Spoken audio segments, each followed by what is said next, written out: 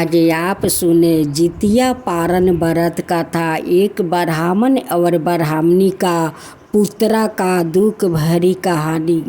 एक गांव में एक ब्राह्मण और ब्राह्मणी रहा करते थे। ब्राह्मण ब्राह्मणी का बहुत दिन शादी के हो गया, लेकिन कोई संतान नहीं हुआ। एक दिन एक औरत कहती है कि बहन, आप हमेशा क्यों उदास रहती हो? तब ब्राह्मणी कहती है कि इतना दिन शादी के हो गया, मेरा वयस हो रहा है, अभी तक कोई संतान नहीं हुआ है। तब उस औरत ने कहा कि हे बहन, सामने जीत भगवान का व्रत है, आप जितिया व्रत करें, आपका जरूर जितिया भगवान ने आपको संतान जरूर देंगे, आपका गोद जरूर भर देंगे। उस औरत का कहने पर ब्राह्मणी जितिया व्रत करती है। जितिया व्रत करने के कुछ दिन बाद वो गर्भवती बन जाती है। 9 महीना के बाद ब्राह्मणी खूब सुंदर पुत्रा को जन्म देती है। अब तो ब्राह्मण देव और ब्राह्मणी का खुशी का कोई ठिकाना नहीं है। वो जीवित भगवान को बार बार धन्यवाद देने लगे। देखते देखते ब्राह्मणी का बेटा 1 साल का हो गया। उनकी बेटा चल फिर रहा था। फिर जीवित भगवान का व्रत आया। फिर ब्राह्मणी जितिया व्रत करती है। ब्राह्मणी कहती है कि इतना सुंदर जीवित भगवान मुझे बेटा दिया है, तो मैं क्यों नहीं जितिया व्रत करूँगी। मैं जितिया व्रत हर साल करूँगी। ब्राह्मणी श्रद्धा भक्ति से जितिया व्रत करती है। सभी के साथ वो नदी स्नान करने जाती है, जितिया भगवान को कथा सुनती है।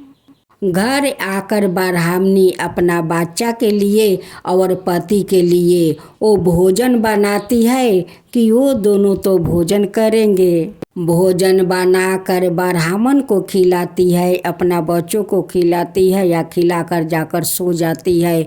जब सुबह हुआ तो ब्राह्मणी भूख से छटपटा रही थी। उनकी भूख सहन नहीं हो रहा था। ब्राह्मणी का कुछ समझ में नहीं आ रहा था। वो सोचती है कि खाना बनाने में तो बहुत देर होगा, रात का बासी चावल है, वही मैं अभी पारण उसी से कर लेता हूँ, बाद में गरम गरम भोजन बनाऊंगी। इधर ब्राह्मणी बासी चावल से पारण करती है और उधर काला नाग आकर और उनकी बेटा को निगल जाते हैं।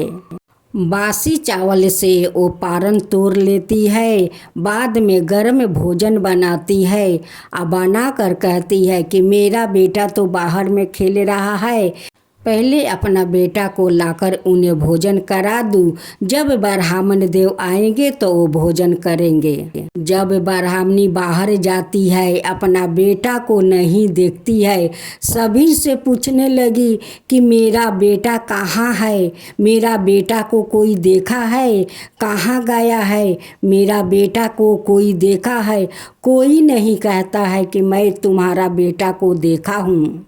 वो तो काला नाग निगल गया था, तो किसी को पता कहाँ से चलेगा कि उनकी बेटा कहाँ गया, कहाँ नहीं, कहाँ है। अब तो ब्राह्मणी पागल जैसे सारा गांव में सभी से पूछती है, खोजती है। जब उनकी बेटा नहीं मिला तो ब्राह्मणी घर में आते आते बेहोश हो जाती है। जब ब्राह्मण देव बाहर से आते हैं, देखते हैं कि उनकी पत्नी तो बेहोश है, लेकिन मेरा बेटा को तो पता नहीं है, मेरा बेटा कहाँ है। ब्राह्मण देव भी अपना बेटा को खोजने लगे। अपना बेहोश पत्नी को छोड़कर अपना बेटा को खोजते हैं। खोजते खोजते ब्राह्मण थक गया, लेकिन उनकी बेटा को कहीं पता नहीं चला। वो भी घर में आकर बेहोश हो जाते हैं। तभी जीवित वाहिनी एक बूढ़ी का रूप धारण करते हुए उस ब्राह्मणी के पास आती है और उनकी शरीर पर पानी को छींटा मारती है। जब दोनों होश में आते हैं तो ब्राह्मणी हाथ जोड़कर कहती है कि माता आप कौन हो। जीवित वाहिनी कहती है कि पहले तुम तो बताओ कि तुम दोनों क्यों बेहोश हो। ब्राह्मणी हाथ जोड़कर कहती है कि माता ना जाने मेरा बेटा कहाँ चला गया, कौन उठाकर ले गया। हम लोग खोजते खोजते हैरान हो गया हूँ, अभी तक मेरा बेटा नहीं मिला। ना जाने कहाँ चला गया, कौन उठाकर ले गया। तब जीवित वाहिनी कहती है कि आज तो तुम्हारा पारण था, तुम गर्म में भोजन से पारण की है या बासी। तब ब्राह्मणी कहती है कि माता रात को बासी चावल था, उसी से मैं पारण किया था, अब बाद में गर्म भोजन बनाया। अब मैं अपना बेटा को खोज रहा हूँ कि उन्हें थोड़ा भोजन करवा दूँ। तब जीवित वाहिनी कहती है कि तू बासी भोजन किया है, आज उसी लिए तेरा बेटा नापता हो गया है, तेरा बेटा नहीं मिलेगा। ब्राह्मणी कहती है कि आप कौन हो माता, आप ऐसे क्यों बात करती हो। तब जीवित वाहिनी कहती है कि मैं जीवित वाहिनी हूँ, तू बासी चावल से पारण की है, उसी लिए काला नाग तेरा बेटा को निगल गया है।